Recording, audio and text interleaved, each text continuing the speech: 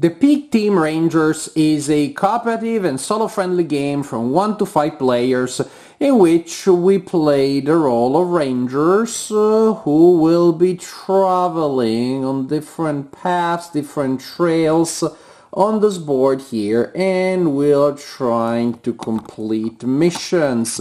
That means basically to reach different locations indicated by cards, and also we need to collect animal tokens that are placed on the board, one per region at the beginning of the game.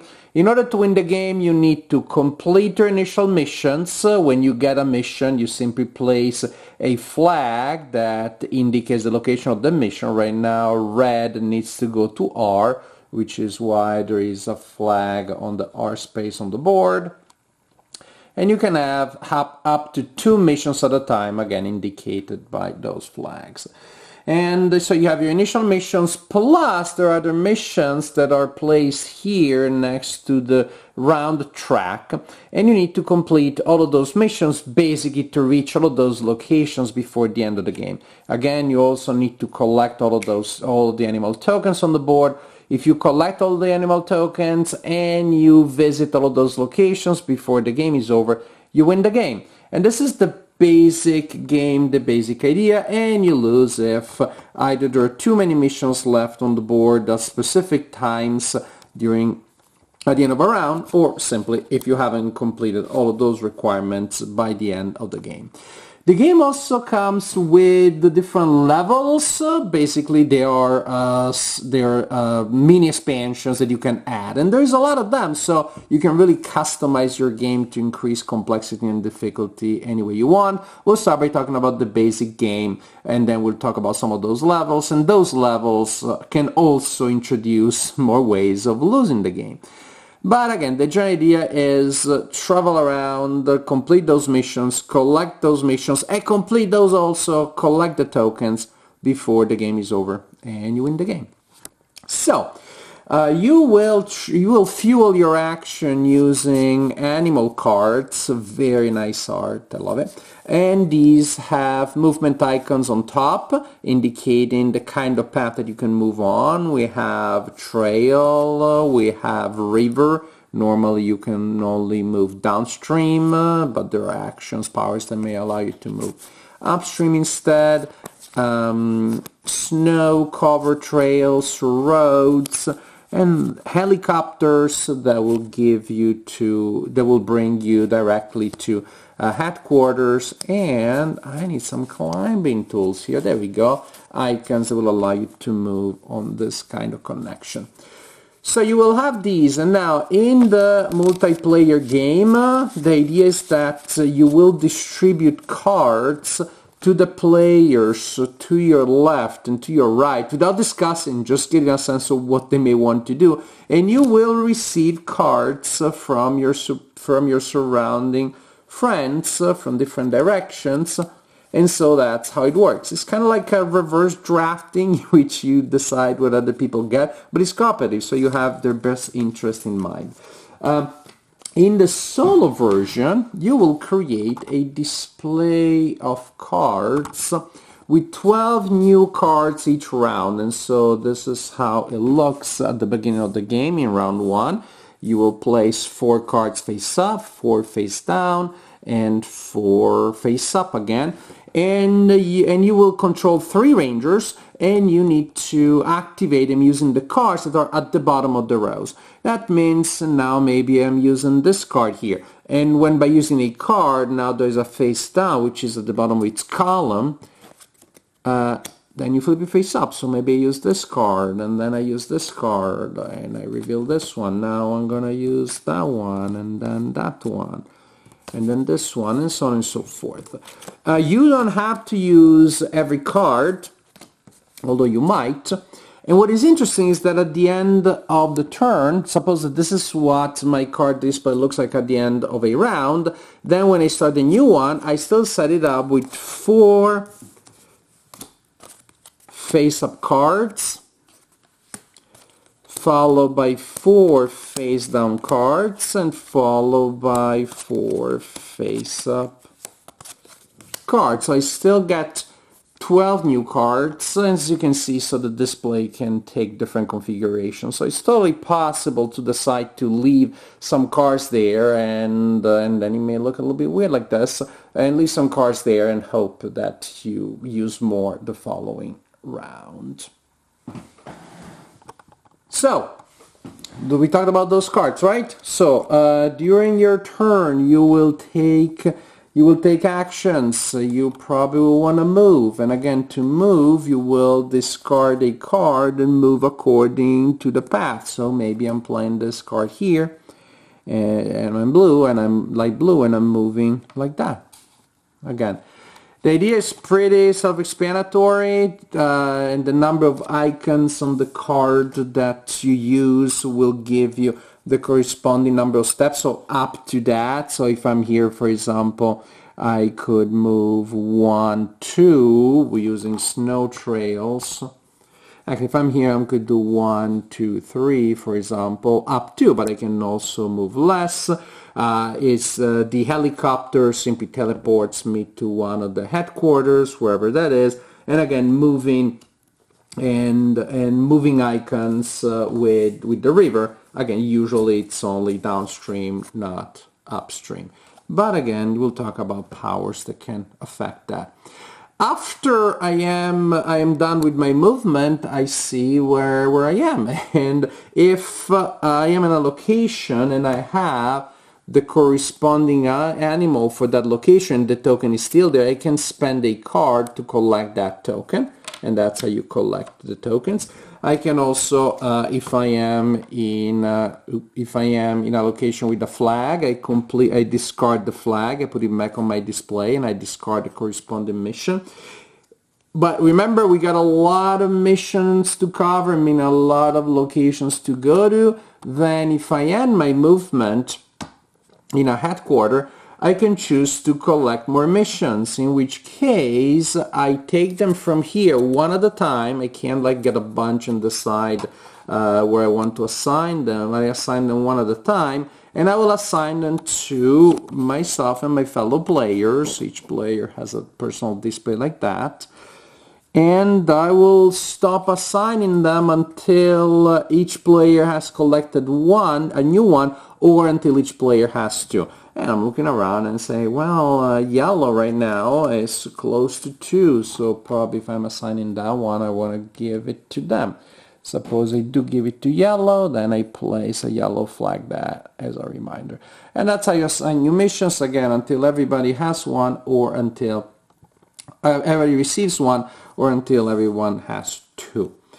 And we continue like that, activating, completing missions, getting new missions, hopefully collecting tokens, until the round is over. We have used our cards, or we decide to pass, and then we check and we move to the next round. If too many cards are left behind, we lose the game immediately. Otherwise, we lose the game if we reach round 6 and we haven't completed all the cards. This is the basic game. Now, as I said, there are modules, which means different ways of playing the game. You can choose to play the game with the animal tokens facing the other side, in which case you have icons indicating bonus actions that you can take when you collect it, or when you decide to use them. This also makes sense if you use these other things, this other expansion, /level, which is the obstacles. Then you will draw some of these tokens here, and they match symbols on the board, and they block certain paths. You can't use those paths unless you collect a token and use that icons to clear the passage there. You start with some of these already on the board, some paths are blocked, and more will be blocked. There you go, suppose I get this one. Oh, rude, I need to put it there. And if at the end of the round there's still mission cards there, when there are advances, I get that many new obstacles. That would be pretty devastating. I suppose there were only 2. Then I get 2 new random obstacles I need to place in the locations corresponding to the symbols. And if I should place a new obstacle on the board and I can't, then I also lose the game. That's one of the possible expansions, or again, slash missions, with the animal tokens giving you symbols, but also paths getting blocked. Other things, players may get unique powers, and they are indicated by these tiles. They're double-sided, and so they will give you different kinds of benefits. This is the symbol, for example, that gives you an extra step when you move on a regular trail, and it lets you move a step upstream when you have that symbol. We have weather cards that will, one of them will come out each turn, and they will always give you a negative effect, a kind of challenge you need to complete if you want to avoid the bad stuff. Some may also give you a positive effect or an opportunity, and you place them there as a reminder, one on each turn track, on each step on the round track. And simply at the beginning of every round you activate it, next round you activate the next, just like that.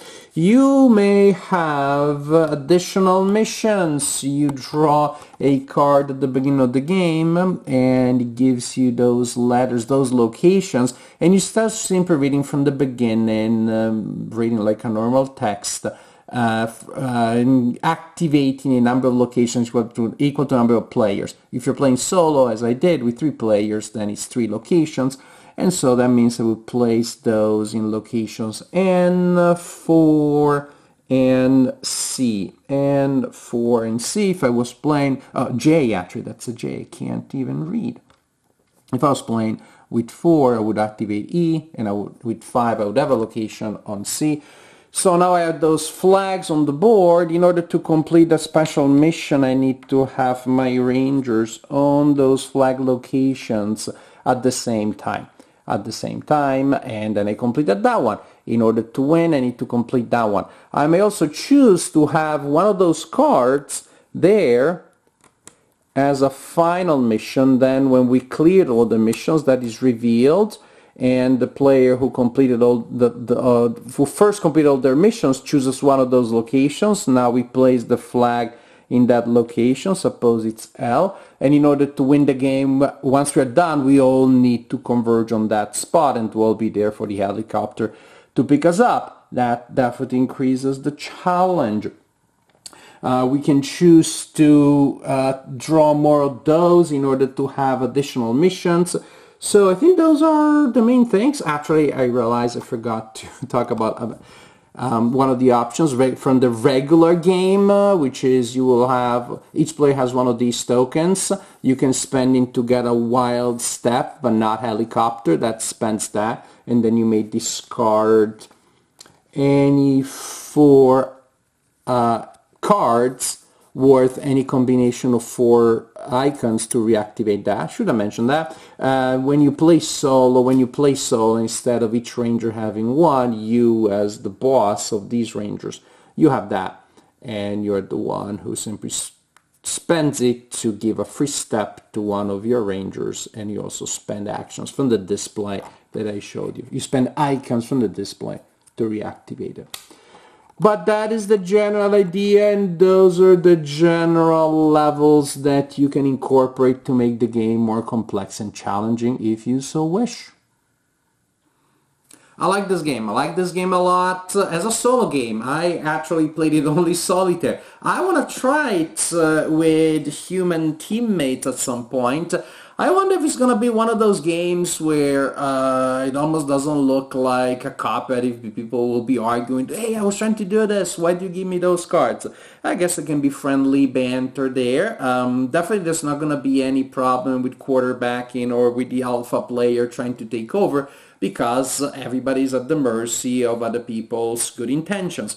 But as a solo game, it works so well. It's fun because you don't have any downtime, you don't have anybody to blame for your mistakes. You have a very interesting range of decisions there with your display that you're manipulating, because, I may decide to use this card, which is not super great. I can also just discard the card as a solo player just to see what's next. and hoping it's a good card, because I really want the card that is above the one that is underneath. So there's almost a push your luck element there. There is limited planning in a field of uncertainty. Sometimes you're able to create really nice combos. If I remove this one, I get that one, and that one, blah, blah, blah. Which would be this kind of combo that is extremely annoying if it happens in multiplayer games and results into downtime. Is very fun and very rewarding to be able to pull off here. And I like the general flow of the game, the idea of playing cards, creating combos of cards, moving around, completing missions all the time. There's definitely the reward mechanism in the brain, like, yay me, I did this and I did this, yeah, I got this mission and that mission. You complete stuff all the time, but you also have a lot of stuff to complete. But again, the general sense overall is one of constant challenge and reward, which I find pleasurable. I definitely like the flexibility of the levels, although some I like more, some I like even more, and some, there's none that I dislike. There are just some that I'm not sure they're worth the trouble. Weather in particular, you have to remember a rule which is different every time, and it's either very difficult to complete and very annoying, or fairly secondary. Oh, I'm doing this and I'm avoiding that consequence.